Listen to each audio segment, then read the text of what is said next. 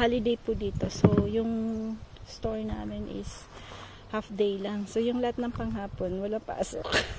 Bukas din holiday ulit. So, wala pa rin po akong pasok. Sabi ng boss ko, swerte ka talaga, Tini. Kasi yung ibang company po, pinapaano nila yon. So, I mean, I'm very lucky because before, when we're working, you have to do the hours of the holidays. But here in my working, no. So, if you are holiday, you're off. So, it's nice.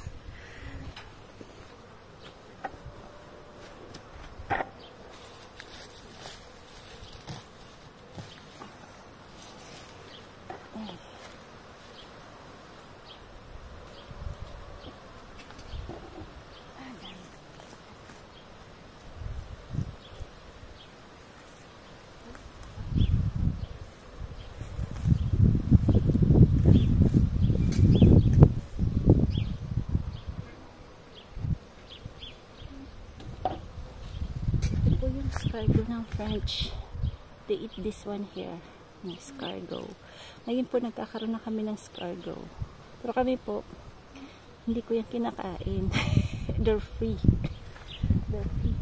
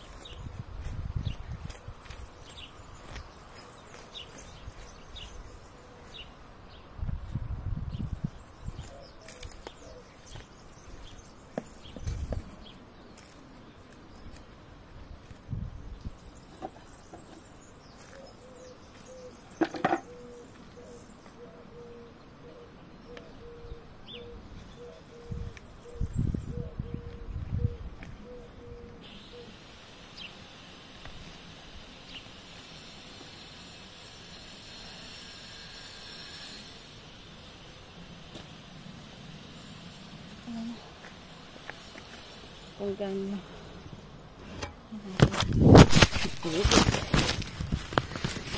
Nahulog.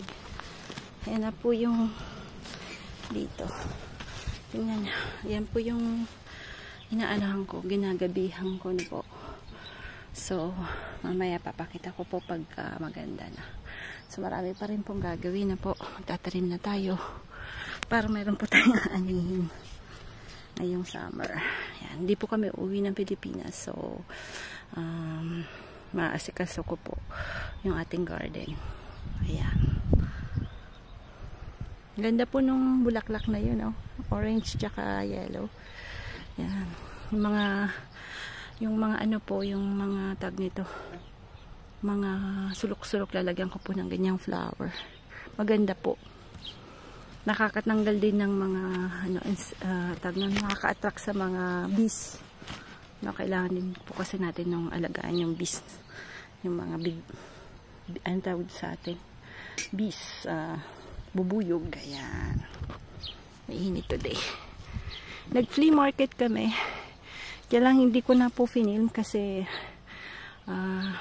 wala namang gaano yatang masyadong gustong manood ng flea market na po. Yun po kasi yung hilig ko.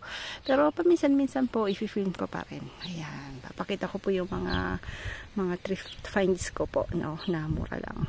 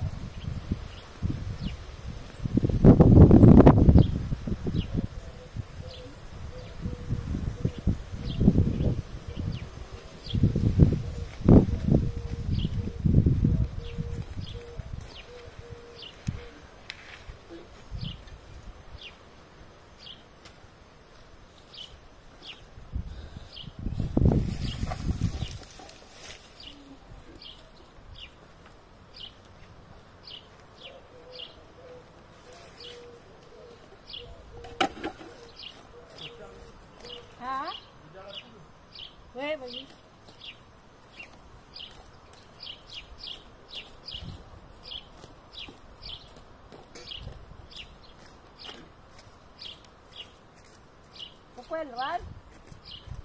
Ha?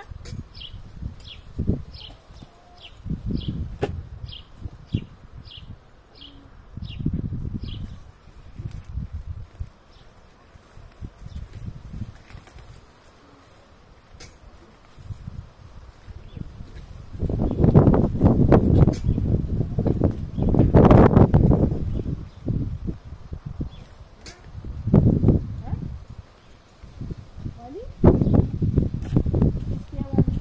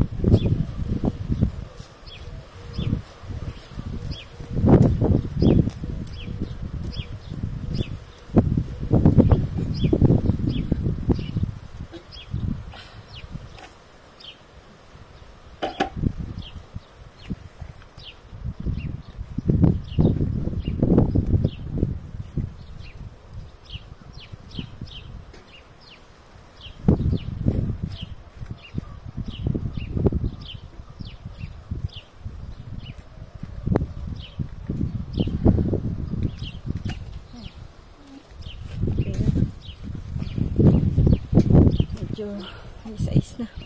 Tanggal na po yung masyadong madamo.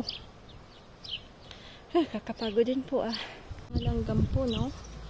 Yun din po yung mga kalaban natin, langgam.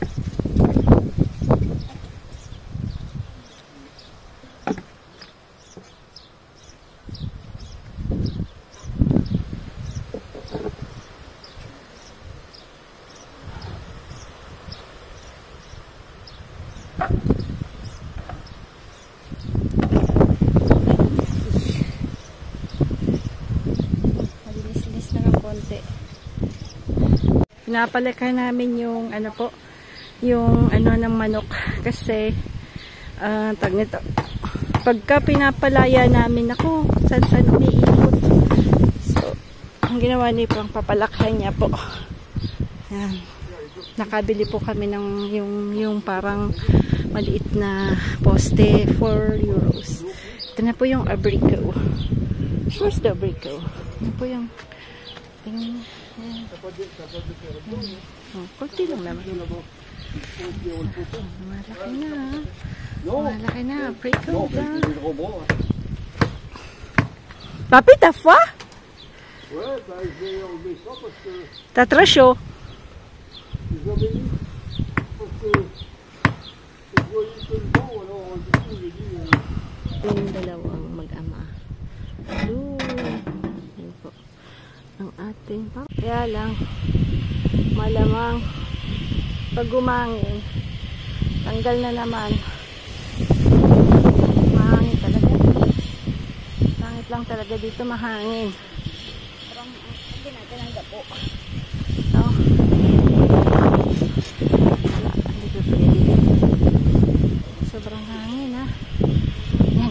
natin yung roses. Ayan. So, malapit tayo sa ayan. Ganito natin ang konti. Kasi sobrang hangin. Ano naman yan? Tutumba.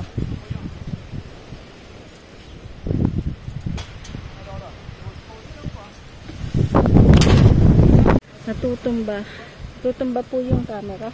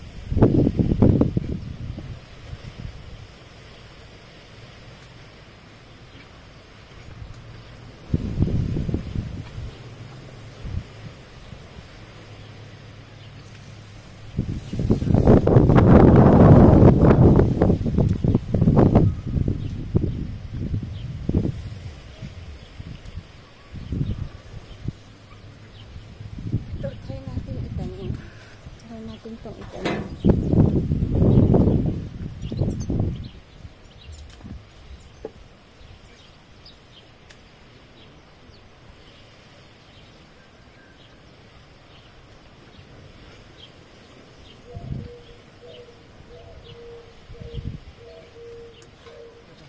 Lamang din yung tutubo.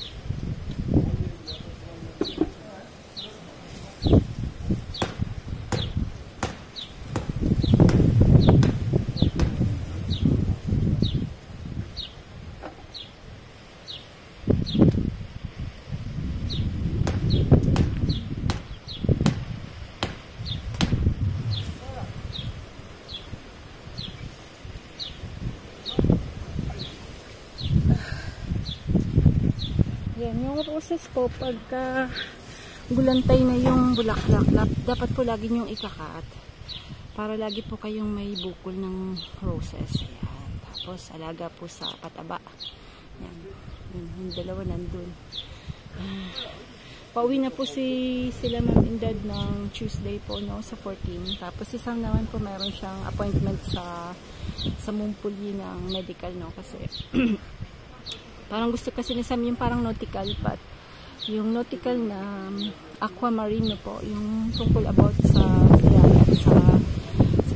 pag-grow, parang ano po yung mga nagko-culture ng mga fish sa yun po yung gusto ni Sam.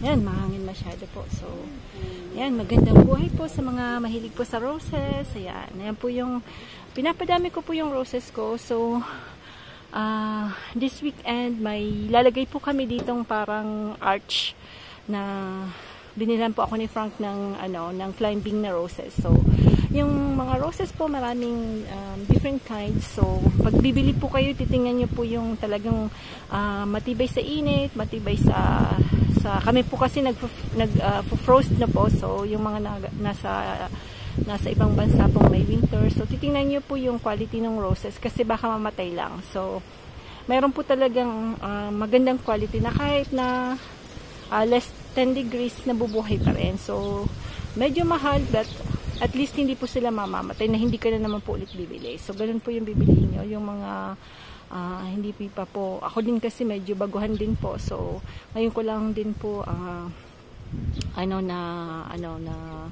natututunan na po. So, ayan.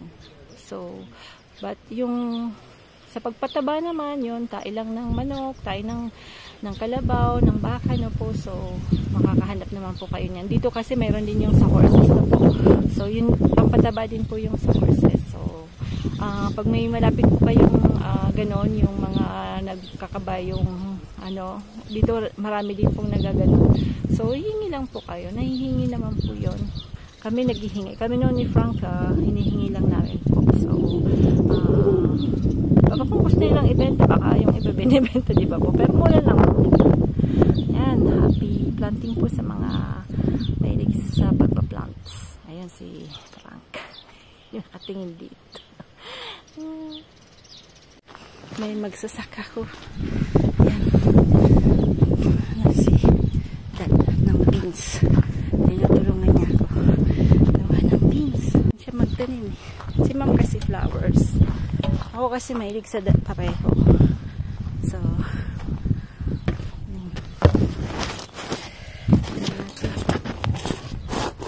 tayo magtatanim na dalawa. Si Dad. Dami kong biya, papi. Alors, je t'en ai mis une route, hein. Je t'en ai mis une route, on va faire une deuxième, non? Non, il y en a. Il faut mettre ici. Il faut marcher dessus, là. Tiens, Après, d'accord. tu peux marcher là. D'accord. Après, tu sais pas ce que ça va. Ouais, c'est fou, ça. Mais quand ils vont lever, après, on va les arroser un petit peu, là. Là, maintenant, Ouais, avant qu'il... ouais, ouais. Et puis après, on va remettre la terre dessus, puis tasser un petit peu avec le blé ou autre chose.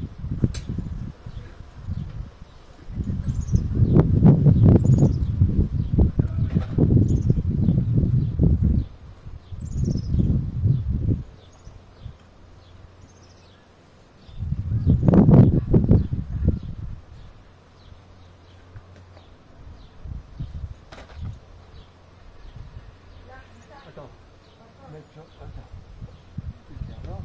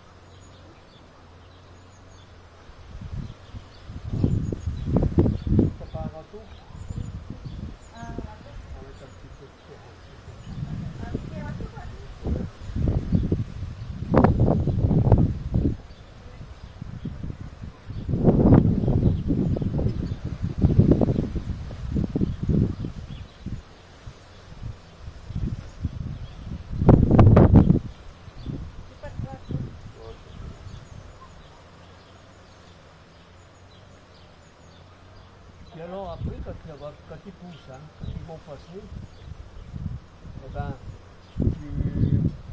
tu ramènes du milieu comme ça, la terre de chaque côté. Comme là. Voilà. Voilà. On va laisser sécher, puis après tu as avec un rouleau, si tu as un rouleau ou une planche, et puis tu poses la planche dessus, puis tu ça fait pour bon, mais alors elle va se mettre toute seule. Ouais, c'est bon. Ah, tu vas le voir, hein. Mais il est pas encore dessus. C'est ça.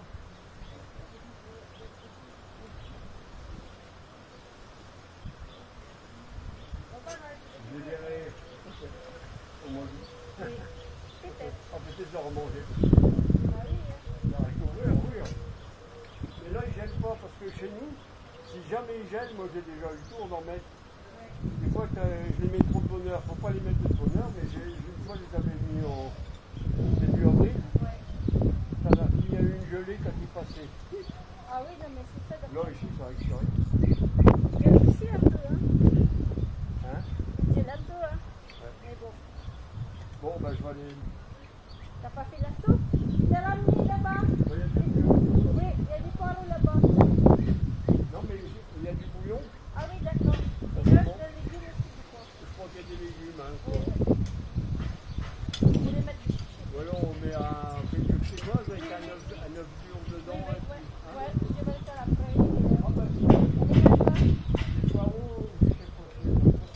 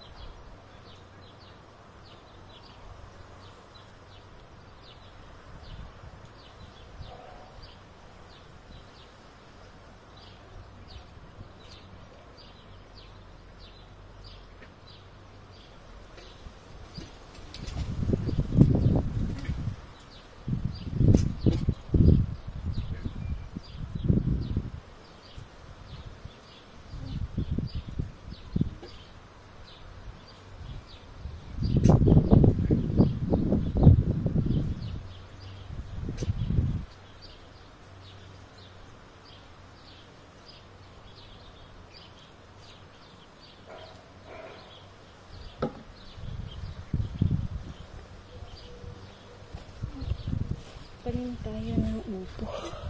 Tanim po ako ng upo.